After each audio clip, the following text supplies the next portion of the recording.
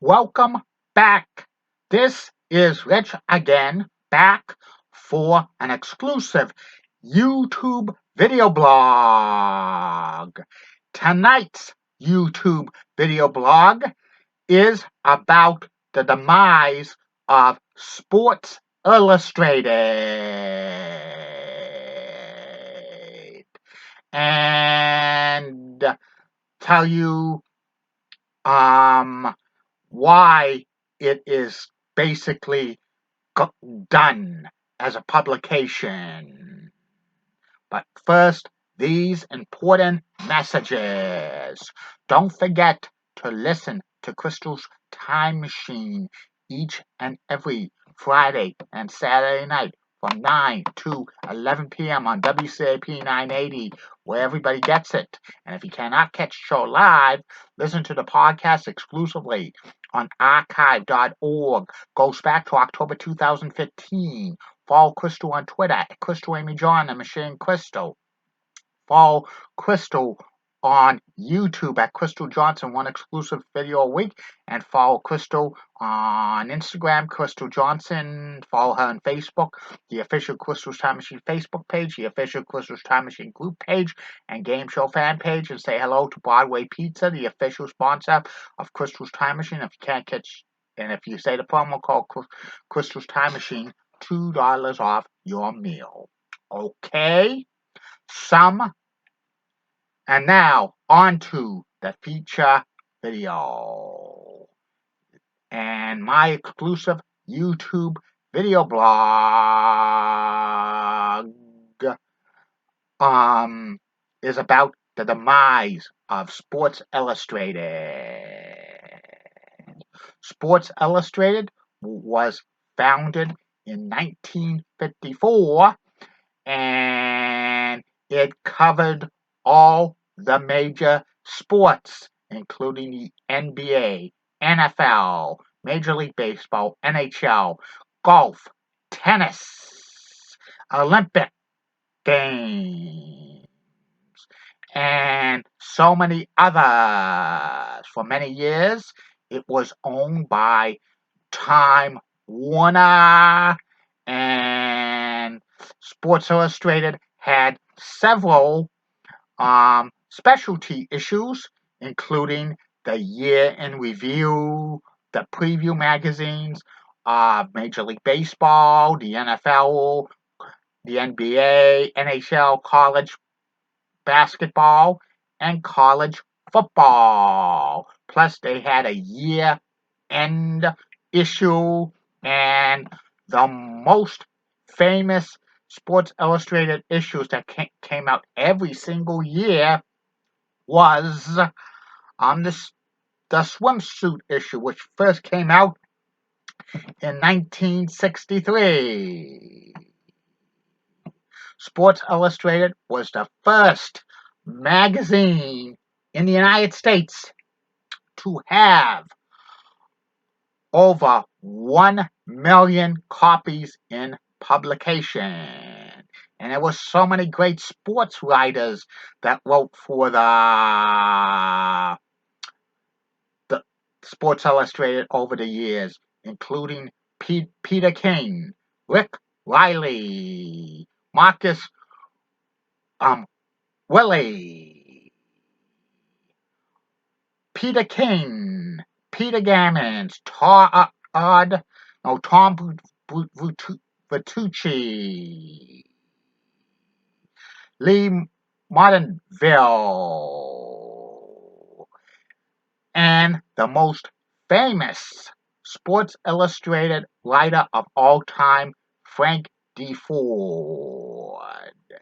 And Sports Illustrated also expanded its spin-off magazine. Some of the most famous ones they've had was Sports Illustrated for Kids, a monthly publication that's still around, and they also had SI for Women, which lasted a couple of years in the 2000s, but that quickly folded, and they had another one, SI on Campus, due to cover college sports, was in the mid 2000s, but that folded due to lack of subscribers and revenue.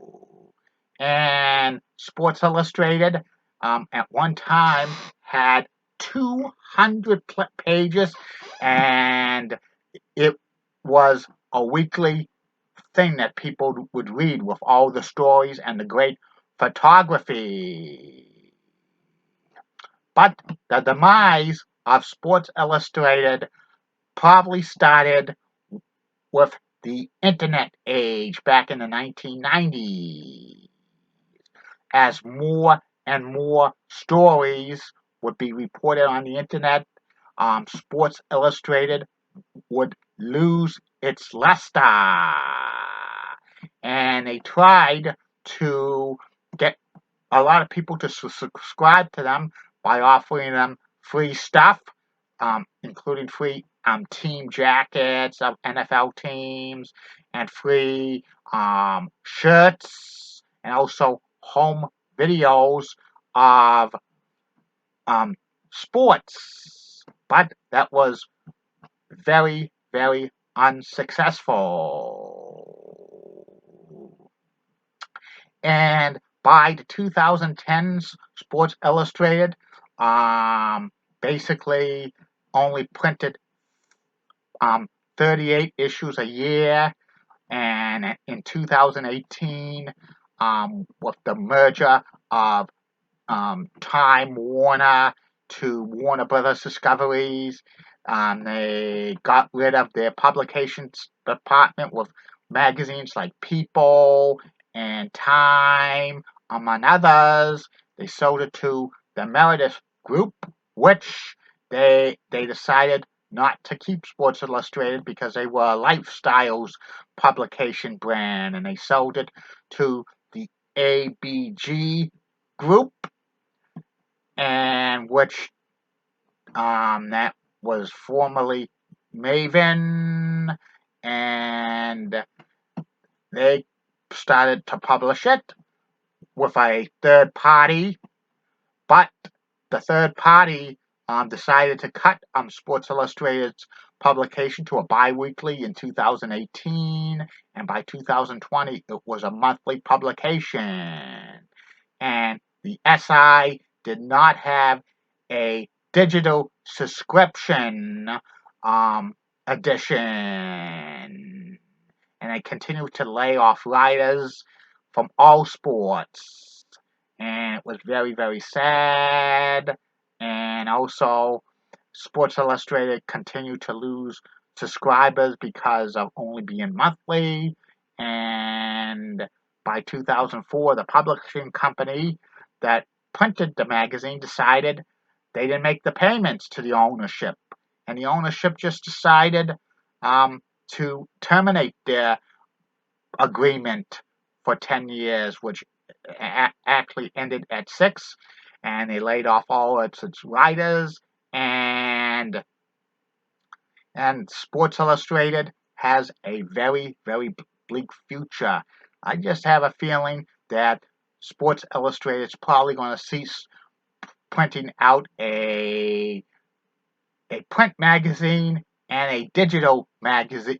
They never printed a digital magazine, which they should have, or got into the digital sports writing business when magazines started their decline in the late 2000s, like the Sporting News did. But Time Warner, the former owners of the Sports Illustrated, wasn't interested in having a digital only Sports Illustrated, and it's very, very, very sad to see. And if Sports Illustrated closes down, doesn't publish any more magazines, there's very few sports publications that are that's still in print. USA Today Weekly and the Hockey News are probably the two biggest sporting publications that still have a print version that's still popular, but you don't know how long that's going to last. And, it's another one of the major brands that in the United States that's going to go away. It's so sad. And that's about it on that. Thank you for all your support. I'll be back again soon.